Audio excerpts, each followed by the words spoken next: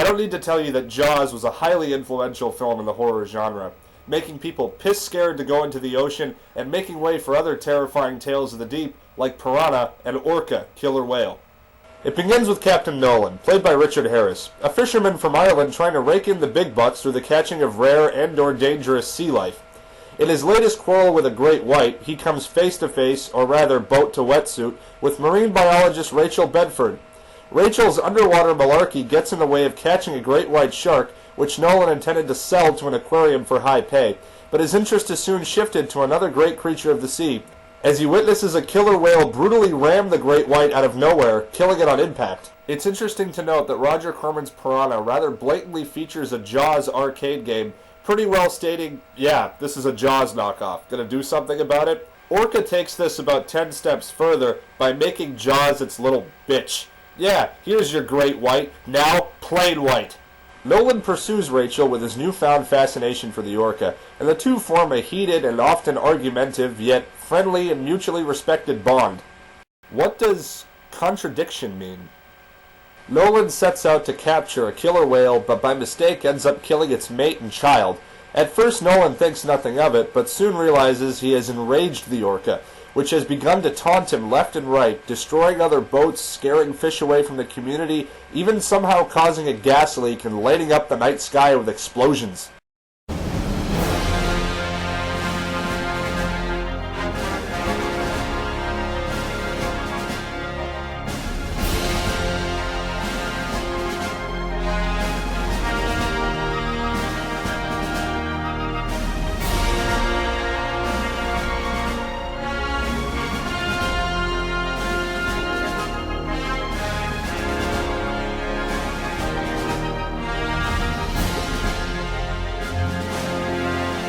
Nolan reaches his boiling point with the vengeful beast when his own home is attacked, ironically it's right by the shore, with its wreckage sinking into the sea and a member of his ship crew being rather gruesomely amputated by the whale.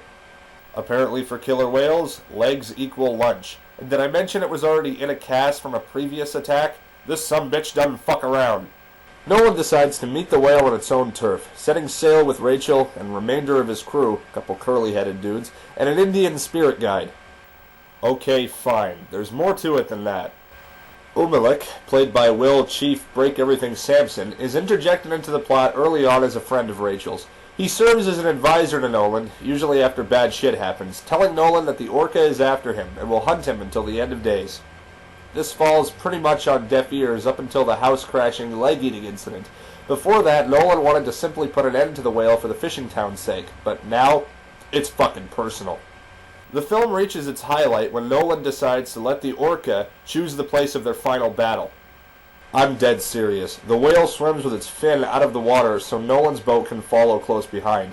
The character of Nolan is made more sympathetic through a heart-to-heart talk with Rachel when he tells her about the death of his pregnant wife by a drunk driver many years before, making it hard to really pick who to root for, but I'll get to that at the end. The scenes leading up to the final conflict are very powerful. You can really feel the climate and the emotion.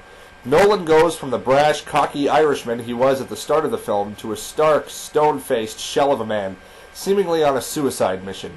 The curly-headed crewmates are done in with free-willy leaps of death, and eventually the orca leads Nolan into a battlefield of glaciers and icebergs.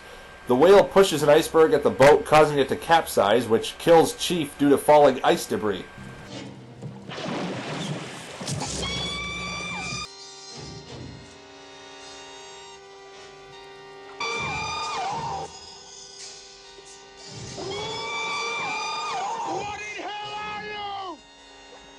So, if you're wondering who wins,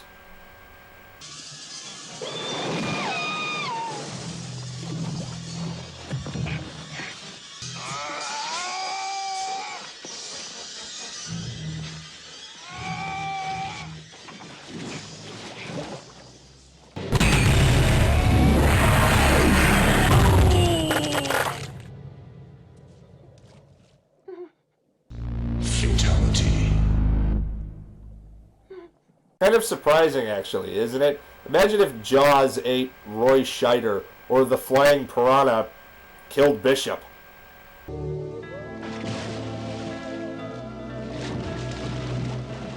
Like the movie or not, I personally love it. You gotta give it credit. I really dig that it's a reversal of Moby Dick, and it does a damn fine job of establishing sympathy for both sides, but in the end, the character of Nolan is a fucking dick.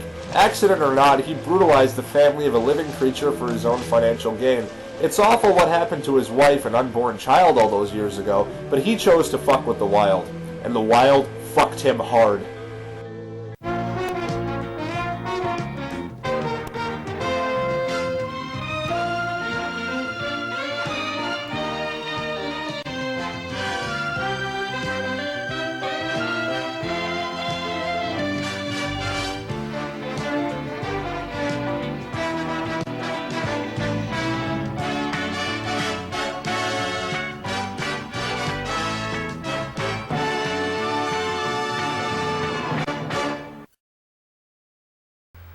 Oh, and before I forget, happy Halloween, everybody.